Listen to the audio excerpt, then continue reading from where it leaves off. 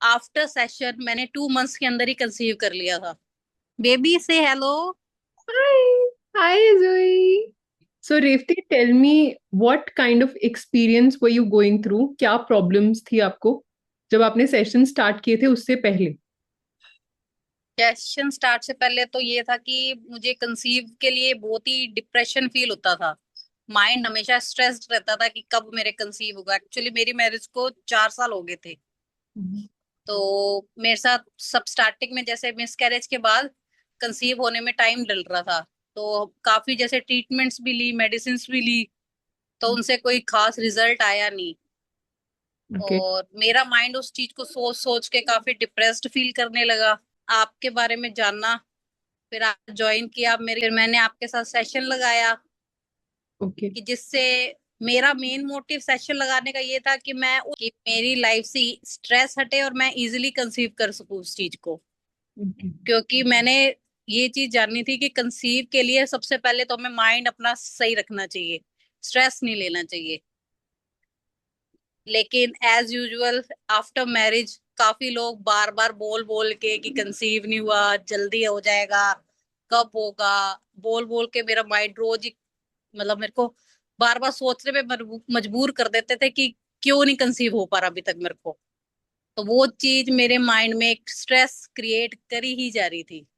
Okay. लेकिन मैंने आपके साथ ज्वाइन किया। हीलिंग मैंने एक एज ए हैबिट अपने अंदर ले ली थी। उससे क्या हुआ कि मेरे माइंड से स्ट्रेस आफ्टर हीलिंग, और ये चीज मैं फिर सोचने भी छोड़ दिया था। जब भी मेरे को आगे से कोई कहता था कब होगा, क्या होगा, तो मैं उसको फिर पॉजिटिव रिप्लाई देने लगी थी कि होगा, जब भी होगा अच्छा होगा, हेल्दी होगा, सही होगा। तो इसी पॉजिटिविटी की वजह से आफ्टर सेशन मैंने 2 मंथ्स के अंदर ही कंसीव कर लिया था। एंड नाउ मेरे पास एक हेल्दी क्यूट सा बेबी है। She is 6 months old. मैंने जैसे हीलिंग स्टार्ट करने से पहले मेरा काफी ट्रीटमेंट्स चल रहे थे। Mhm. जैसे लोटस के पास जाती थी, 3 3 महीने उनसे दवाई ली है। लास्ट में मेरे जैसे सिस्ट की इशू बताया था उन्होंने। Okay. कहते हैं लेकिन सिस्ट एक नॉर्मल इशू है जिसके साथ हम इजिली कंसीव कर सकते हैं। Okay. लेकिन मैं उन पे ट्रस्ट करके अपना ट्रीटमेंट लेती, लेकिन वो फेल हो जाता। आफ्टर 3 मंथ्स वो मुझे कहते कि आपको ऑपरेट कराना पड़ेगा तो ही आपका कंसीव होगा, अदरवाइज नहीं हो सकता।